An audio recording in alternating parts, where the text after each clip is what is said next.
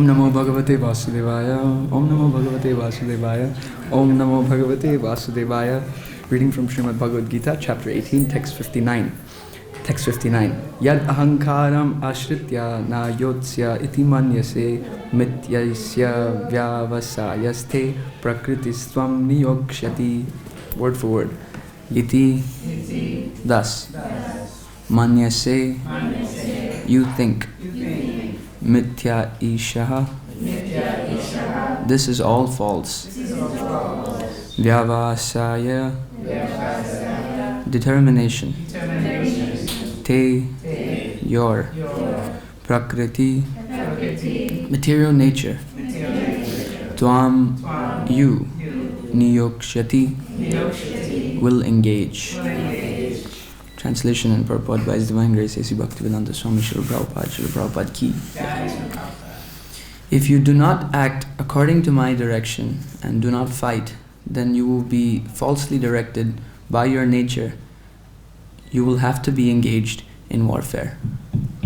Please repeat. If you do not act according to my direction and do not fight, then you will be falsely directed.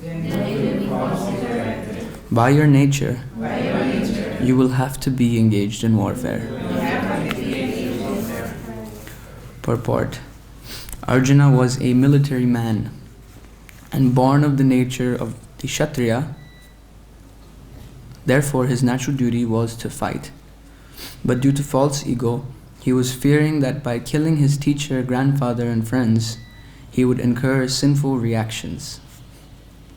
Actually, he was considering himself master of his actions, as if he were directing the good and bad results of such work.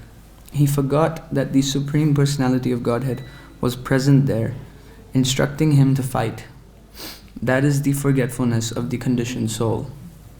The Supreme Personality gives directions as to what is good and what is bad, and one simply has to act in Krishna consciousness to attain the perfection of life.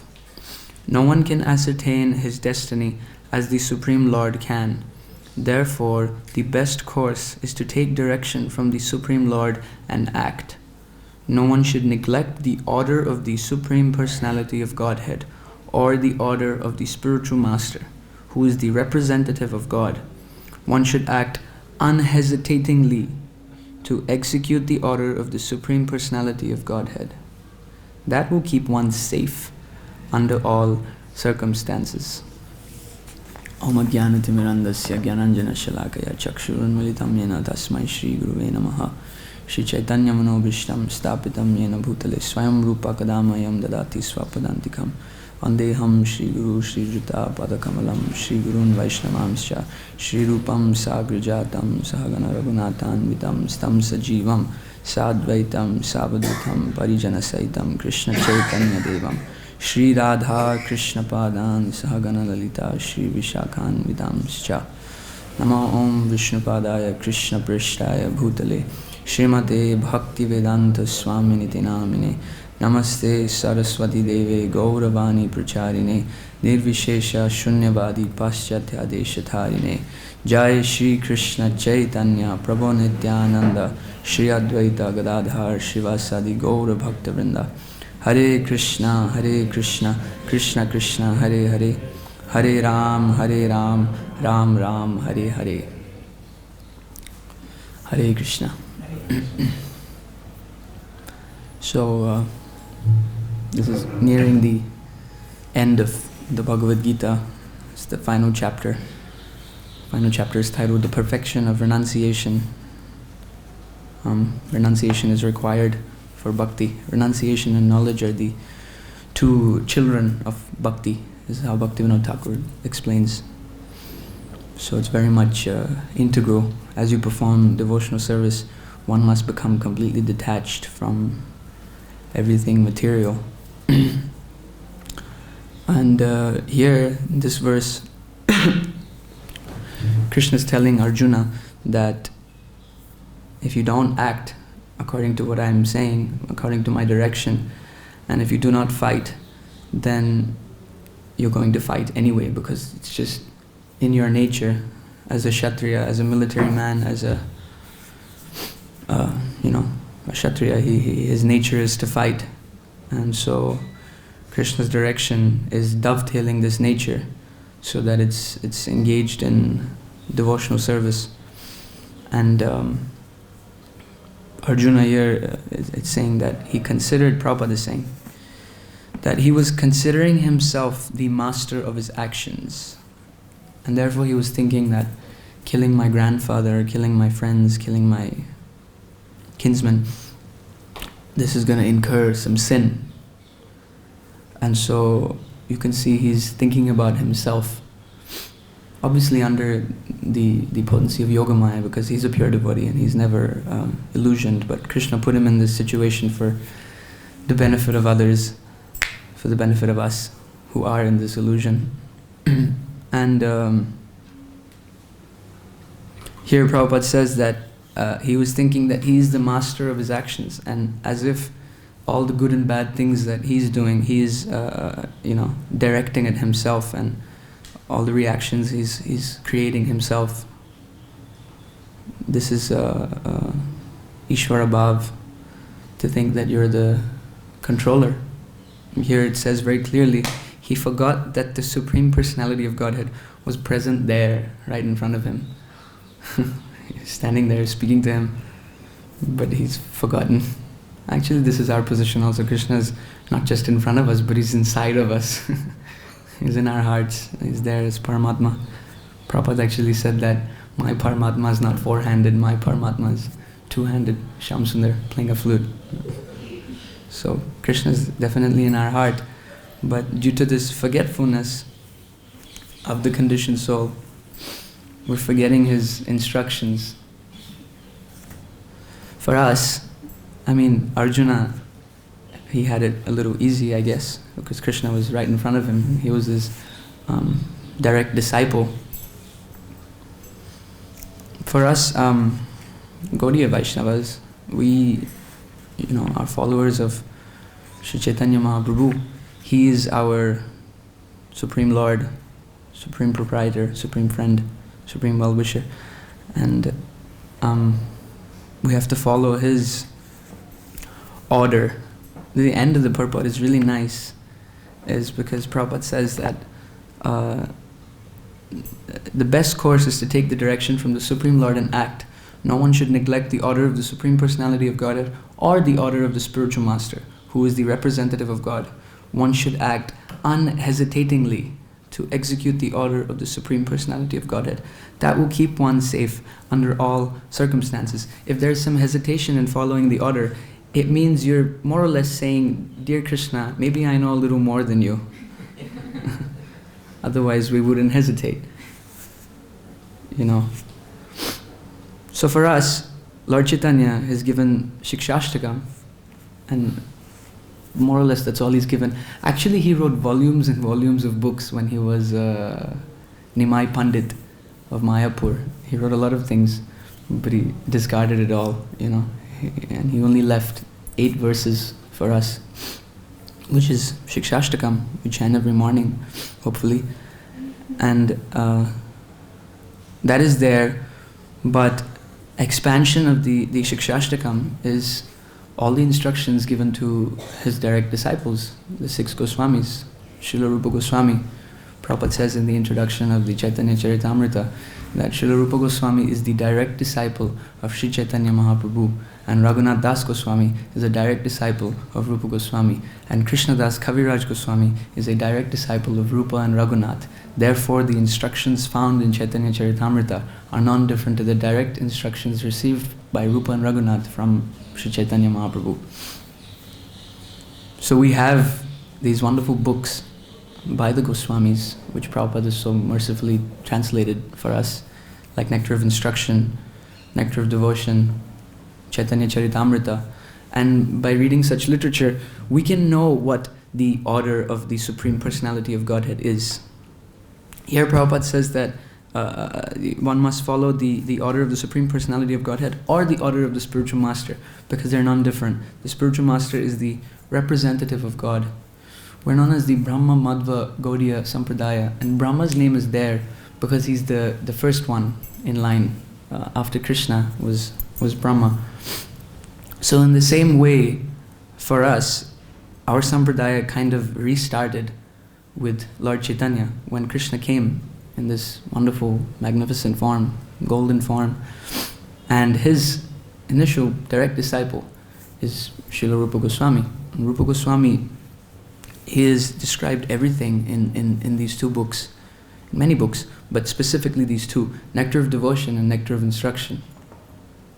And he's even given further, after Nectar of Devotion, further elaboration in Ujjvala Nilamani.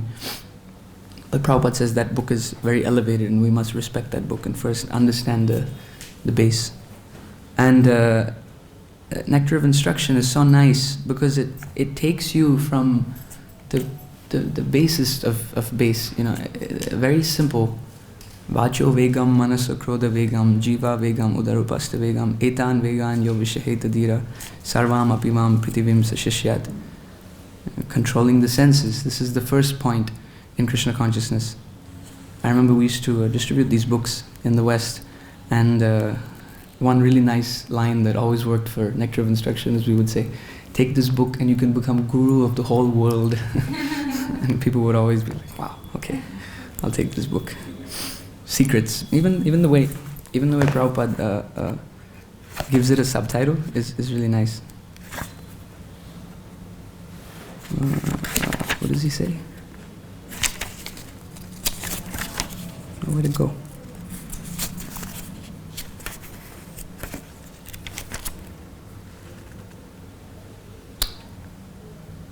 I don't find it. Anyway, he says 11 mystic instructions on the path of bhakti-yoga.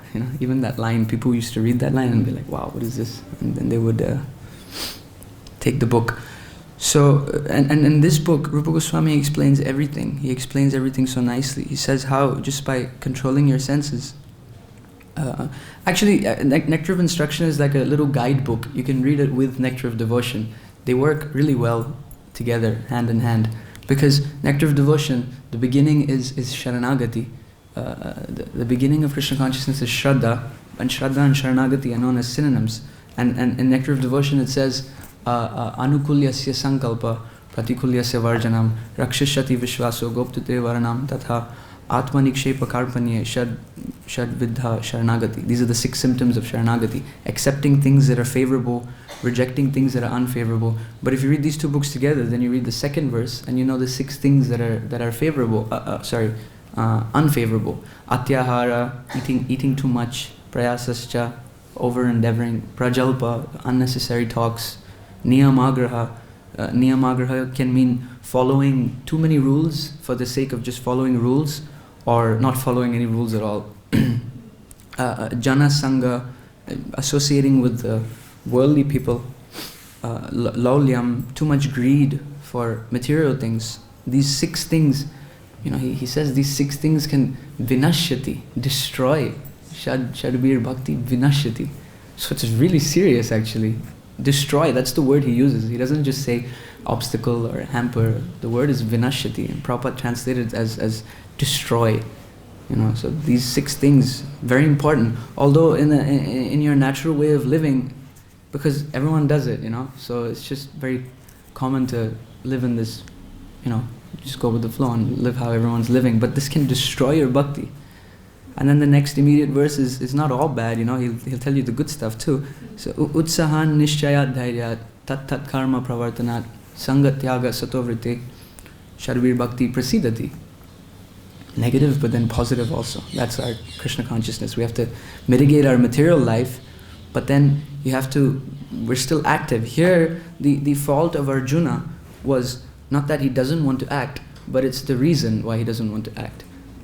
He still has to act, but it just has to be a Krishna conscious idea. Here Prabhupada is saying the difficulty was he was thinking that he is the master of his action. That's what we have to get rid of. We have to understand that Krishna is the supreme Rishikesha, and we engage our senses in his seva. So nisht utsaha, enthusiasm, it requires a little bit of life. Preaching needs some life. Without life you cannot attract people.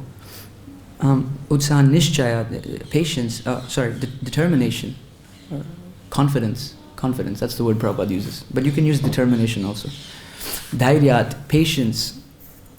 things can take time, no problem. Slowly but surely, Rupa Goswami says you will achieve all success. Later on in some later verses he says you will achieve. The jaundice of the heart will definitely go away.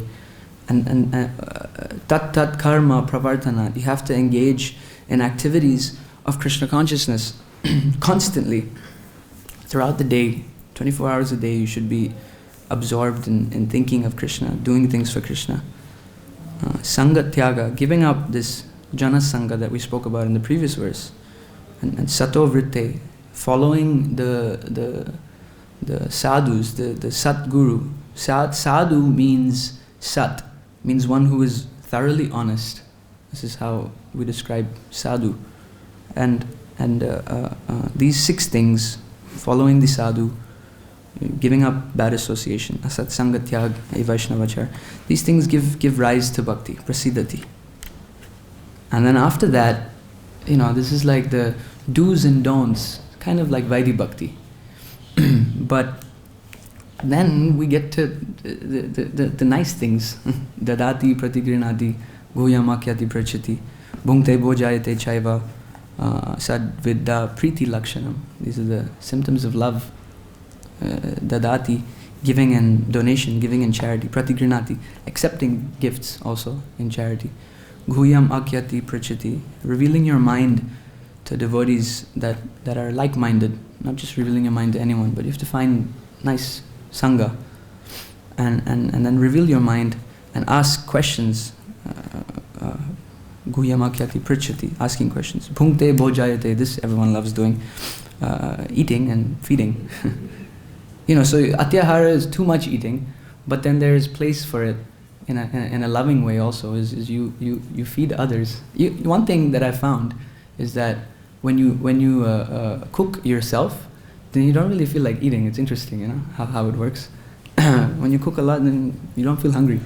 Because the nature of the soul is not to enjoy, it's actually to give enjoyment to others.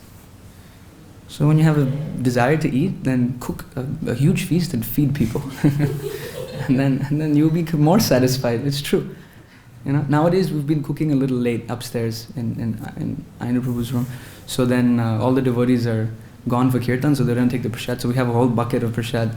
So we take it downstairs around 6:30 near Radhisham's side. And it's just such a joy to watch, I go to the roof and I just look from the roof because I like to be like the supreme controller so I can observe everything.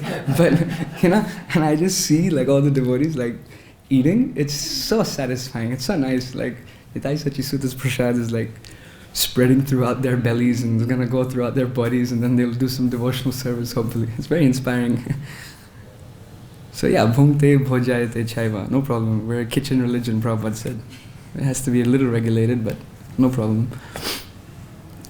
And then there will be love. There will be loving reciprocation with devotees, and you'll feel inspired, And then Rupa Goswami he describes how to deal with devotees, but then he describes how to deal with everyone. Krishneti yasya giritams manasadriyeta, which means you those who are chanting Nam, doesn't matter who they are, we have to offer them obeisances mentally to all of them. Doesn't matter if they're demons also. If they're chanting Harinam, then mentally we offer them respect. And dikshasti chet pranata bis bhajatam isha. Those who are initiated, duly initiated, they're worshipping the deities, doing devotional activities and chanting their mantras, diksha mantras and so on. To them we have to offer physical obeisances. This sometimes it's not so much of a culture where we don't really do this so much. Yeah. Funnily enough, in the West, when I was there, when I was in the temple, people did this. You enter the temple room and everyone pays obeisances to you. It feels really good, actually. It gives you inspiration. We have false egos, what to do, and then you pay obeisances back to all the devotees, and it's kind of nice. Yeah, so I wasn't even initiated at that time, but anyway. And then Shrushrushaya bhajana vigya ananyam anya. This is very nice. We have to serve, to find advanced devotees, bhajan vigya, those who are very exalted in their bhajan. And when we find them, then we have to exclusively serve them. Ananyam anya means no other ulterior motive, just serving them to satisfy them, you know. And then and as you do this, anya nindadi shunyam, they should have no tinge of criticism towards other, you know. That's how you find an advanced devotee in bhajan, is he doesn't criticize others unnecessarily. It's different when Prabhupada is criticizing the Mayavadis and so on and so forth. That's not the same. That's very much justified because we're followers of Srila Bhaktisiddhanta Saraswati Thakur. He's you know, chalked out the path of how we kick the scientists in the face with boots. Yeah. Because they are taking people away from Krishna. That's the problem. We're protecting Krishna's legacy. We're protecting our Sampradaya's legacy by criticizing them. It's constructive criticism. But unnecessary criticism, especially that of devotees. Prabhupada, in the purport to that verse, he says how Vaishnava aparad can spoil everything. It can completely destroy all the things that you're cultivating. And ridam ipsita sangalabdhya. In your heart, I mean, there's a few ways you can see this verse. One way you see it is that in your heart, you should intensely desire to have association of such, you know, pure devotees who have no tinge of contaminations. And they have no tinge of contamination, but then in the next verse, Rupa Goswami explains how they might appear to be contaminated, you know, because they have bodies and whatnot. The spiritual master sometimes is susceptible to disease. But it doesn't mean that the Guru Mukha Padma Vakya is contaminated by his whatever external disease.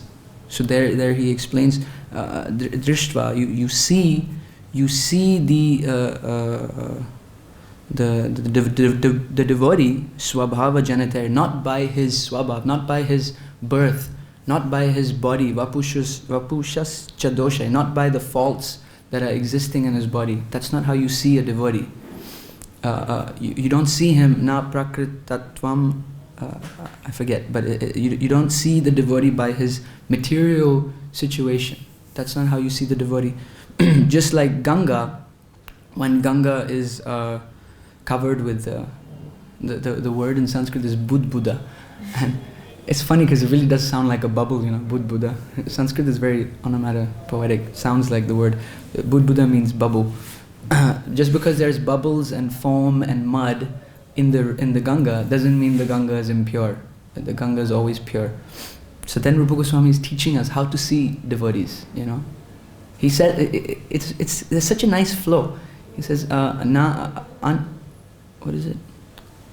He says, anya nindadi shunyam, so no other, no desire for criticizing. And then the next verse he teaches how you do that. And he's teaching us also.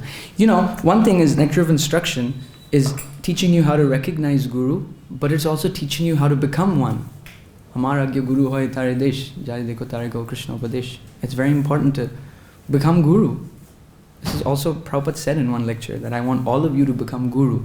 Doesn't mean we have to start giving initiation to people, but it means we have to be Guru, you know, in the sense that we should have weight in our existence. We should have an understanding of what we're doing here in Krishna consciousness, and anyone we meet, anyone we come in contact with, they should have that influence from us. That is what it means to be Guru. So in these instructions are also teaching one how to be Guru.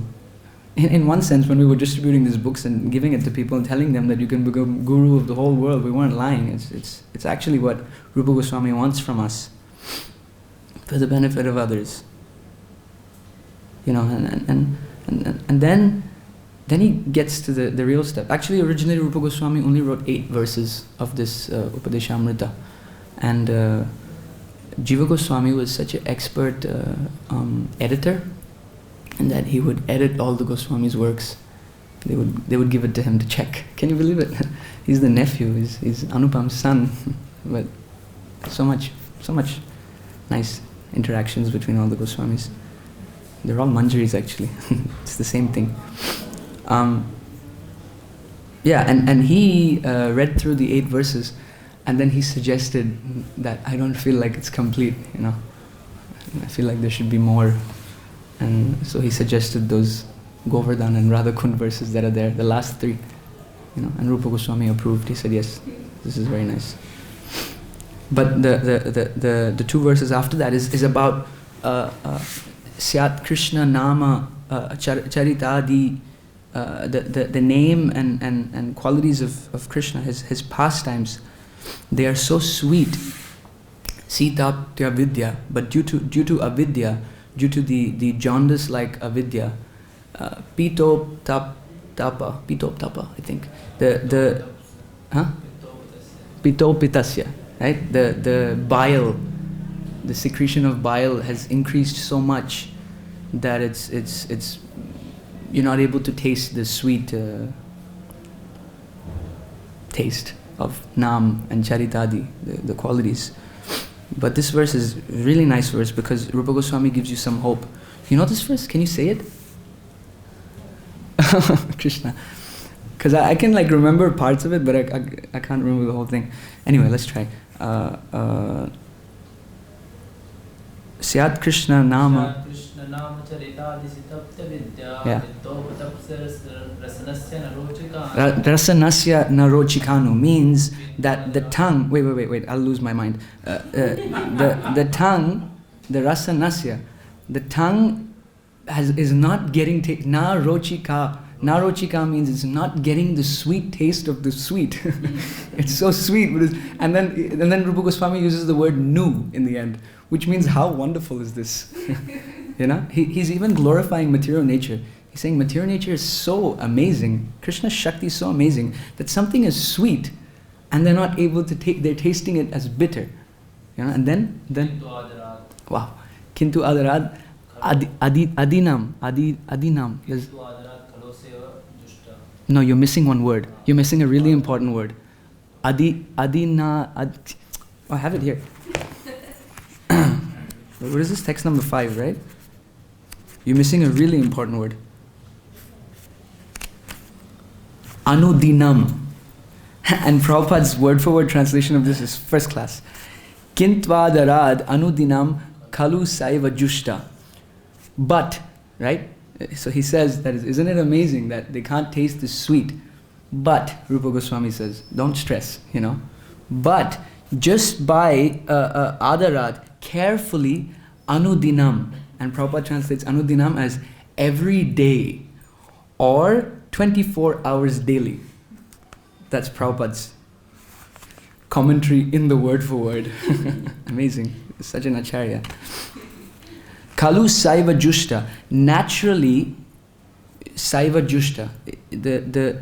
When it's taken naturally, Prabhupada says in the translation to the Hare Krishna Mahamantra that Krishna consciousness is not an artificial imposition of the mind. It is the natural energy of the jiva. Krishna consciousness is performed naturally. We don't have to make an artificial endeavor. We simply have to associate with like-minded devotees and be thoroughly honest. If there are anarthas, you deal with them. Don't try to hide them. There's one story of a man who would only teach brahmanas. And so a boy came to this guru and he told him, can you please teach me? Can you teach me Sanskrit? And he said, but I only teach brahmanas. So you go and ask your mother if you're a brahmana or not. And so he went and he asked his mother that, am I a brahmana? Is my father a brahmin? And the mother said, I do not know. I do not know who your father is. Kali Yuga is like this, And so then the boy came back and he told the guru that, I do not know who my father is. I do not know. And so he said, okay, you're a brahmin, you're qualified. Because thoroughly honest. And if you're thoroughly honest, then by naturally performing this Krishna conscious activities, then swadvi, the taste. Can you chant it? You chant it nicely, Swadvi kramad bhavati. Yes, this is really nice. Swadvi, the taste. These two words are really, they seem very insignificant, but I find it very inspiring. Kramad bhavati, gradually becomes, which means he's giving you a guarantee. Rupa Goswami is giving you a confirmation that do not fear. Swadvi kramad bhavati, very soon it will become sweet.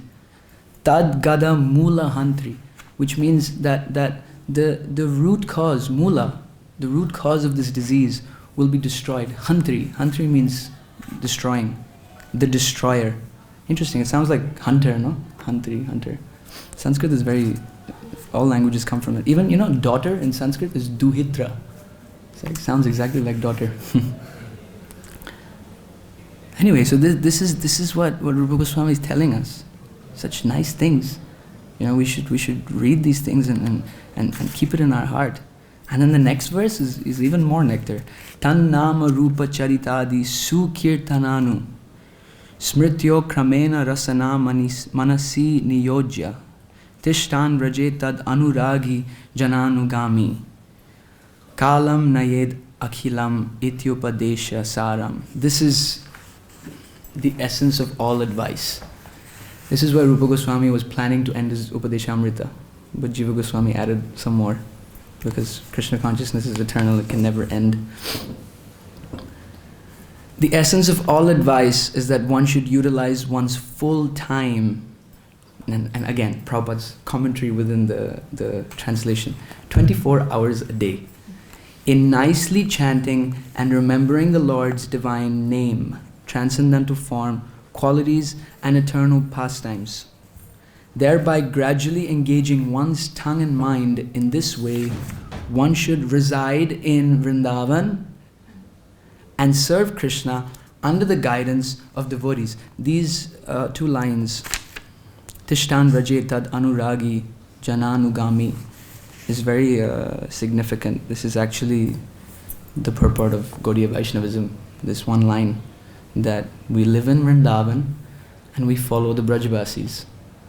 You can only get bhakti through the Brajbasis. Right now we're reading the last chapter that Prabhupada translated, the Brahma Vimohan Lila. Right? Or one more chapter we have? No. 13 and 14. 14. Yeah, this is prayers. One is prayers. So this chapter is very, very nice. And you can see even in this, Prabhupada in the Krishna book, he says Brahma was an ordinary devotee. It's a really far up thing to say. He's our acharya, He's the first one after Krishna, and Prabhupada calls him an ordinary devotee. But he says that, he says he was an ordinary devotee, which means after this pastime he became extraordinary. And why did he become extraordinary? Because lava matra sadhu sangha sarva siddhi hoy. How long did he steal the boys for? For a moment. And in that moment, although it was maybe not such a good intention, he got lava matra sadhu sangha. And he got that lava matra in Vrindavan Dham. He associated with cowherd boys. Vishwanath Chakravarti Thakur says that later on when he became Haridas Thakur, he achieved the position of Sakhya Ras. He became a cowherd boy. And that's because he got association, lava matra, with cowherd boys.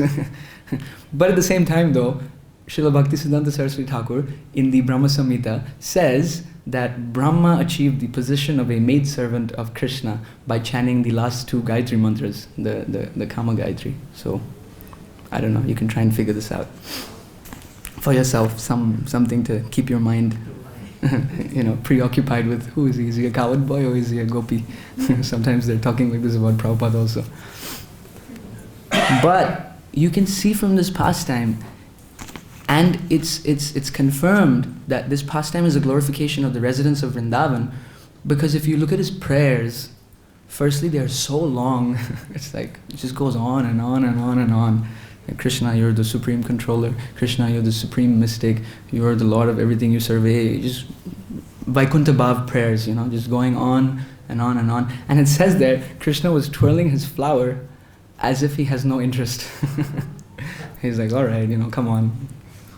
When are you going to end? That's what it seems like that, He was twirling his flower and he had no interest. And Brahma is looking at Krishna having no interest, and he's feeling more and more anxiety, like, what do I say? What do I say to fix this situation, And then after all these prayers, the only time Krishna really pays interest to what he's saying is when he starts glorifying the Brajbasis. He says, and your mother Yashoda. And then Krishna stops twirling his flower, Then he pays attention. He's speaking about my mother. Okay, I'll listen now. you know. And then he says, and your mother Yashoda, how fortunate is she? What has she done to be able to serve you in this way? You know. And then he glorifies all of his friends, and all of these friends that I stole. How fortunate are they to play with you like this? You know, right? What was the final ticking point for Brahma was Madhu Mangal was sitting down and he was drinking sweet rice or something liquid. I don't remember what it was. And Krishna was trying to get it from him, like, no, give it all to me, you know, give me some. And then Madhu Mangal, in a rush, he put it all in his mouth. He's like, haha, it's all in my mouth now, you can't get it now. And then what Krishna did is he took both his hands and he poof. And when he did that to his mouth, a stream of the Mahaprasad came out and Krishna drank it all. So when he did this, this was too much for Brahma. And I was like, this can't be my, you know, Vishnu. Like, no way, something's off. But then he understood later on that this is rasa, this is life. Exactly, you know, this is what we live for. This kind of relationship with Krishna and with one another, but with Krishna in the center. And when that's there, then you feel enthusiasm, you feel some hope. When it's all Vaidhi Bhakti, everything is straightforward and pakka. You know, in Vaikuntha, there are some persons who never see Vishnu. It says like that, yeah. You can go to Vaikuntha and you can live on the other side of town. I don't know how it works. And you're happy because there's no anxiety there. Everything is perfect. And you just never see Vishnu. And there are some residents of Vaikuntha who they live their day-to-day lives, which means they're working and whatever, you know, they have a family and okay, they have 400 farms and there's a society there. Everything's there in the spiritual world. There's a society there also. And it says that every day, the only time they see Vishnu is Vishnu has like a balcony. Narayan has a balcony in his big palace, and he comes out on the balcony and waves at people. And that's it. That's their relationship. Because in Vaikuntha is only Shanta, Dasya, and half Sakya. Only 2.5 rasas exist there. Half, I don't know what it means. I haven't really understood what half Sakya means. Some kind of little friendship, but not complete. Not, you know, not this friendship.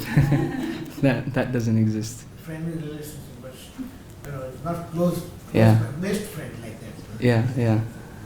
So, you know, when Brahma saw this, then he understood, after making the prayers, he understood that this is life and this is what I want. And his intensity to get this then started from that pastime. And he understood that Krishna was actually being merciful to me, you know. He's going to make me the Acharya of Gaudiya Vaishnavism. I'm going to have something, you know. I can't be an ordinary devotee anymore. Krishna was so kind. He gave him Braja Bhakti. And when the final prayer is, even if I cannot take birth in this place, let me take birth as a worm and stool. And even if that's not possible, then let me just take birth at the entrance, where your devotees can trample me as they come in and out. You know, this finally satisfied Krishna.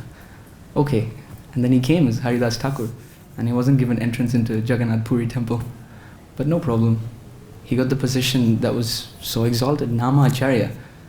He is the example for all of us. He is the example for Prabhupada's, in brackets, everywhere writing 24 hours a day. Even in Bhagavatam you find it, you know. Prabhupada always puts this in, just randomly, 24 hours a day.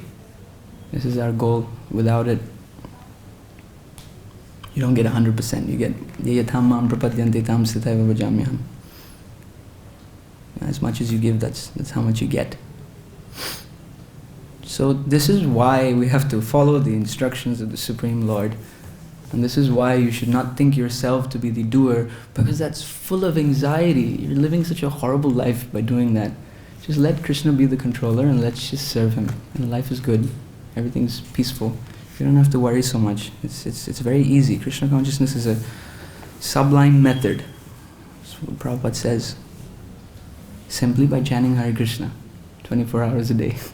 And if you can't do that yet, then please be engaged in so many varieties of service.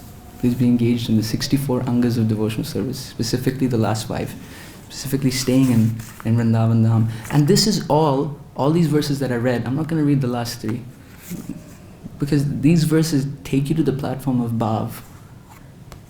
And from there, when you get to the last 3 verses, they're not cheap, they're very exalted. Vrindavan is the highest place. Why is it the highest place? Because the rasa dance took place here. And out of Vrindavan, Govardhan is the highest place. Why is that the highest place? Because Krishna lifted the Govardhan with his own hand. And in Govardhan, Radhakund is the highest place. Why is that the highest place? Because every day he meets Radharani there. And they have the most intimate pastimes in that place. And to really fully appreciate this, the final verse is simply by once taking a bath in Radhakund, you can achieve your unalloyed prema. So to understand that, we have to come to a maybe many of us have taken baths in Radhakund, but how much unalloyed prema has awakened, I don't know. According to Rupa Goswami, it should awaken just by doing it once. So if it hasn't awakened, then maybe you haven't understood Sambandha Tattva. For your prayojan to be complete, you need the activities of Abhideya imbued with Sambandha. Otherwise, you don't get the prayojan. If you chant Hare Krishna with a wrong conception, you get the wrong result. If you chant Hare Krishna with no conception, then you get no result. And if you chant Hare Krishna with the right conception, then you get the right result. It's simple for the simple. Anyway, I'm going to stop here. If there's any questions. Jai Prabhu. Thank you very much for such a Jai. sweet class. But as you said in the last lines, when somebody chant Hare Krishna with no conception, they will not get nowhere. Yeah. I said even somebody chant even like calling bad names, even chant the So that is some conception. It's not the best, but that is something. Like the Mayavadis, they literally get nothing out of it. In fact, they get the opposite result because they're offensive. Mayavadi, Krishna Aparadi. They chant Harinam also, but they get only negative effect of that. Yeah, there will be something. We're not impersonalists. So if you do chant Harinam, there will be some glimmer of some hope. It's like if you chant Namaparad, then what happens is Krishna gives you material opulence. It's funny, right? People are striving so hard for material opulence. They're striving so hard to get a nice color TV, house, car, Jai Jagadish Hari, but all they have to do is chant Namaparad. But why is that? Why does he give you material opulence when you're offending his name? Is because he wants you to get more and more frustrated so that you stop chanting his offensive name and you come to the platform of chanting Namabas. And then when you chant Namabas, what happens? You get frustrated. If you get material opulence, we all know it's actually frustrating. Like some of our guys in the ashram, they got the newest iPhone, right? But then they're like using it and they're like, it's the same thing. It's just a little shinier. And that's so frustrating, right? You like meditate and it's gonna come and you're like thinking, this phone is gonna come. Then finally someone from America after 6 months of lockdown has come and your excitement, your attachment to this thing has become like so raganuga, Finally it comes and you're like, wow, but it's such a frustration. But that's a good thing. Maybe they were chanting Namaprad, I don't know. That's why they got the new iPhone. That's a good thing because when you get frustrated, then you think, hey, maybe this is not the purpose of life. Maybe I have to get rid of these things, and then a desire for liberation will come. Then you will chant Namabas. And as you chant Namabas, your material sinful coverings will all shed away. And when it completely sheds away, then the soul is ready. Brahma Bhuta Prasannatma, Nashochati Nakangshati, Samasarvishu Bhuteshu Mad Bhaktim Labate Param. That position is where you can perform real bhakti. Then the desire for a little bit Shuddhanam, will come. Because the soul is not satisfied by doing nothing. We need tat karma pravartanat. It's a gradual process. Krishna's cheating everyone. It's amazing. It's really amazing. You think you have like a separate existence from him, but no. Hare Krishna. Yeah. Just because you spoke of that Vaikuntha, Lord Narayan and Balkani, so Golok Vrindavan, how we can understand like even this one universe has unlimited living entities. So just like, I don't know what you know about it, how is it all being occupied there? Well, how are all the living entities being occupied there? Innumerable living entities, countless living entities, how they are accommodated, how do we conceive that? We have Prabhupada over there. We have Prabhupada sitting in his room, Yeah. and then we have Prabhupada over here in this room, and then we have Prabhupada in that room, And then we have Prabhupada upstairs. So that's 4 Prabhupads. Then we have Prabhupada in Samadhi, 5. Then we have Prabhupada in the temple room, 6. Then we have Prabhupada in the altar, which is actually something very significant. If you think about it, Prabhupada installed himself on Gaur Nitai's altar. If you just think about that, it's like, wow. And he did arati, right, for himself. Jai, Acharya. He got criticized for doing it, but we know why he did it, because he knows who he is. You know, he's Nitai's personal Shakti coming to spread Krishna consciousness throughout the whole world. My point of saying this is that if Prabhupada, you know, who's an empowered Acharya, can be here 7, 8 times in this temple room, what to speak of Goloka Vrindavan, what to speak of Brajendranandan, Shyamsundar, Krishna and Radharani. In Vrindavan there's 5,000 temples. In every temple there's a Radhe Shyam. So Vishwanath Chakravarti Thakur actually says this. He says that do not worry, you know, that there is a Radhe Shyam in every single kunja, in every single place. They're unlimited. And Krishna has a relationship with every single jiva. In the Rasa dance there are 3 billion gopis and 3 billion Shyamsundars dancing with each gopi. Can you imagine a place with 3 billion people? That's what I asked. In our temple room during Kartik, it gets packed and you don't feel like going in. You know, you feel like exactly, can't even go in. Can you imagine 3 billion gopis? And not just that, they're so absorbed in Krishna consciousness that they don't notice the 2.999999 whatever number gopis that are dancing, and they think only Krishna is with me, and this is only for me. That's you know, one-pointed devotion. So we do one-pointed devotion, no problem. Krishna's waiting for you in his kunja. He's like, where's this guy? You know. Yeah. Maybe you can expand on it. You were speaking of how Krishna was just twirling a flower. You know, like, okay, what's this guy talking about? Something like that, right? But I've heard some lectures that said that because Brahma had separated Krishna from his devotees, was why he took that move until Brahma started talking about devotees. Then he got interested. But he was cool because he had separated Krishna from his devotees. Yeah. Talk about that more. I mean, you kind of summarized it perfectly, you know. But yeah, also it's true that this boy that he was praying to was a boy who was just holding some yogurt in his hand. That's the description, right? He had some yogurt in his hand and he was even eating it, I guess, you know, while he was speaking, like very, very casual, very like. And Shyamsundar in Vrindavan, Krishna in Vrindavan, he really doesn't like to think of himself as God, although he knows it from time to time. Yogamaya is so wonderful that, you know, all the boys go into Agasura and he thinks, oh, that's it, they're all going to die now. What am I going to do? I'm just a boy. But then he remembers, hang on, I'm the Supreme Personality of Godhead. I can just go and kill this snake. You know, so that's just how Krishna is. So it makes sense. He's separating, you know, him from his life. This is his life. We all have an identity, a sense of I-ness, that I am such and such person, I was born in such and such country, I have such and such family. This is coming from where? This is coming from the Supreme Personality of Godhead. He also has this sense of I. His I is, I am Krishna, and I just herd cows and I run around with my friends, and sometimes I sneak off with the gopis and hopefully no one finds out. And these are my parents and this is my home.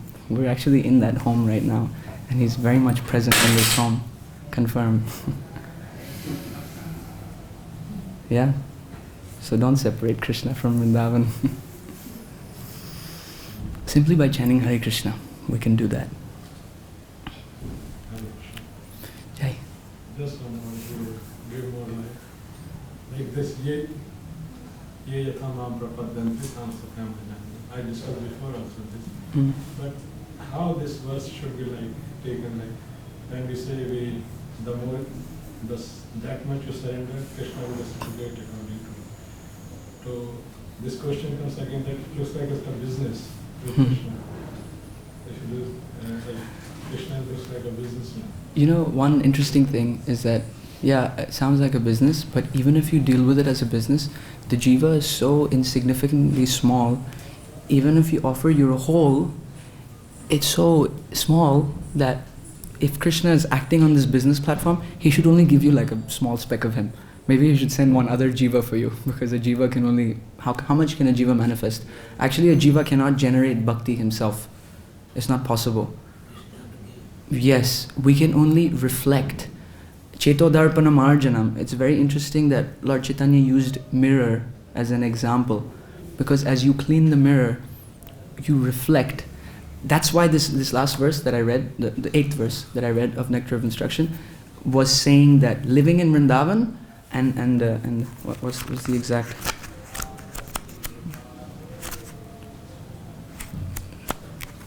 Yeah, Tishtan Raje Tad Anuragi Jananugami, which means not just living in Vrindavan, but following the residents of Vrindavan.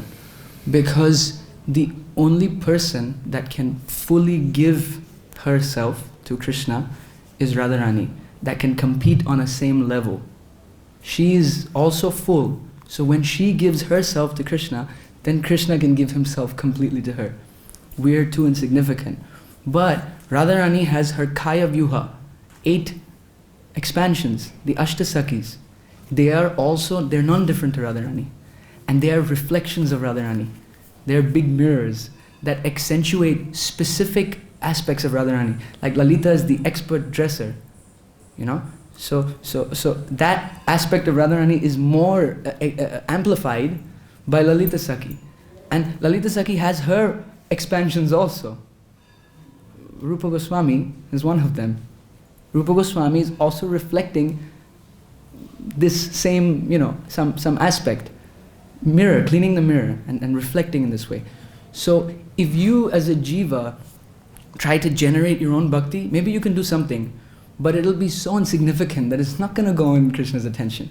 So instead of doing that, you clean yourself 100% to reflect Rupa Goswami, to reflect your guru, the sampradaya. And in this way, Krishna sees Radharani instead of seeing you. So he gives you what he would give to Radharani, which is actually so much more than what you can give him. So in reality, it's not a business transaction, because Krishna is giving you so much more than you could ever possibly give him. And with that understanding, we should be completely fixed at the lotus feet of Radharani, of the sampradaya, of our guru, their representatives, of Nitay. Then it's not business anymore. Then it's just Krishna just enjoying, and you being a little facility. We're like little mirrors decorating. Like the dress sometimes has so many little mirrors, like little small circles. It makes the whole dress look nice. If you take them out, even if you take out one, maybe you won't notice, but it does make a difference. And Krishna notices. He's attention to love, attention to detail is a symptom of love. If there's one little mirror missing from the dress, he'll know that something's missing. So our job is just to shine nicely.